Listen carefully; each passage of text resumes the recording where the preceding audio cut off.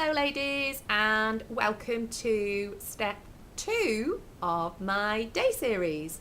We've done moisturisation. We're now going to start off with face base. The first product I'm going to use today is an Estee Lauder double wear foundation. It does quite a heavy coverage, but if you want, you could add a little bit of moisturiser. You could even add a little bit of highlighter if you fancied a bit more of a subtle shimmery look. It goes a long way, and oh boy does it last. It's brilliant. I've worn this all day, not even topped up if I was going out early evening, and your makeup doesn't move. Now remember, we've already created a makeup base with the serum and the moisturiser, so you've got a good start to your skin regime. Now it is in a bottle, so do be careful. Little shake, dot a bit on your finger. Remember, less is always more with something like foundation. And then you need to very gently blend with your fingers. Now you can, if you want, use a foundation brush.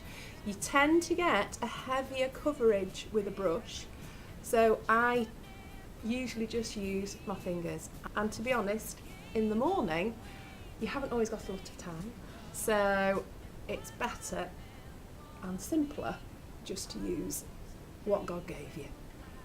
Now just check all the time that you've not got any blobs, that's really well blended in. And most importantly, when you actually purchase your foundation, do go to the counter. I know you are going to pay a bit more, but nobody wants any horrendous lines around the faces. You could buy 3 bottles in a supermarket, none of them look right, whereas if you've gone straight to a department store, they're going to match your skin tone. Okay, there we go, foundation on. If I wanted to increase or add an extra layer, you can always go back to your foundation. I'm going to put a little bit more just on my cheek area. Okay, I tend to have a little bit more colour there, and just to even the whole face out, I'm just going to add to that. Right, foundation sorted. Now, first place where us over 30s, over 40s tend to get fine lines is around the eyes. Because we all work very hard, you do also tend to get a little bit, and very naturally, you get colour change. People call them bags. They're not bags. It's just a different type of skin around your eyes. Concealer is going to help. It's going to lift your eyes. It's going to make you feel better, which is what makeup is all about. The concealer I'm using today actually got 2. The first one is a Bobbi Brown, and it's actually called a Corrector. What it does, because it's quite pink, it actually neutralises this sort of slight grey tone that you sometimes get under your eyes. You'll notice I'm just using my ruby ring just to dot it. If I was going out at night, I might be more inclined to use a brush, but I'm just using my fingers today. It just sort of blends in with your foundation and neutralises what you have under your eyes. Okay, this is then followed by another Bobbi Brown product, and it's called a creamy concealer and powder. So again, little dot on your finger and just dot under your eyes. Don't be afraid, again, just to add a little bit more if you want. It's all about how you feel. The only thing you have to be careful is if you do use too much, it can actually sit in those fine little creases and sometimes can actually enhance them, which we don't want. Another great idea is the very, very pale yellow powder that you then dot over the top. Now I know this seems like a lot of faff. You don't have to do all this if you don't want.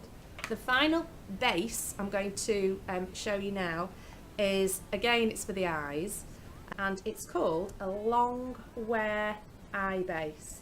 It is Bobbi Brown again. It gives you a completely neutral base for your eye makeup. A little dot on the top. The lid of your eye naturally has a lot of blood vessels, so it is a different colour. If you neutralise it, the actual eyeshadow that you put on is going to remain the same. And what this does is set your eye makeup incredibly. It's absolutely brilliant. Okay, now, final bit of base face is powder. This is a MAC Mineralized bronzer, but as you can see from the colour, which is medium dark, I have quite an olivey skin, so I do quite like a warmer bronzer. It's not actually that bronzy at all, and another very important point is it's got no sparkle in it. So, big brush, big fat, this is called a kabuki brush. Brilliant for putting on any powders, translucent powder or bronzer. And you just swirl it, quick shake, and then swirl it over your face. Start with your forehead, and then come down into your cheeks, like you're doing a number 3. It's not as extreme as contouring, but it just gives your face a nice definition, a gentle definition. Next thing we're going to do before we do the eyes is the blusher. Now, I've got a blusher brush in my hand. It's got a nice shape to it. It's quite wide at the bottom and then sort of narrows at the top. It's very soft. This wasn't expensive. This was from TK Maxx. It's got really soft bristles and a nice full head, which is what you need. The blusher I'm going to use today is a Chanel one. It has got a slight shimmer to it, but nothing that's going to stand out. Swirly brush around, little shake. What we're going to do is go for the apples of the cheek. We're not doing 1980s lines, enhancing what we've already got, which remember is fabulous. For the day, it's probably enough. You can always add more. I'm quite sallow skin, so I do like a little bit of colour, and I'm used to having colour on my cheeks. Some people aren't, so put on as much or as little as you want. Okay, thank you for watching the next step in my day series.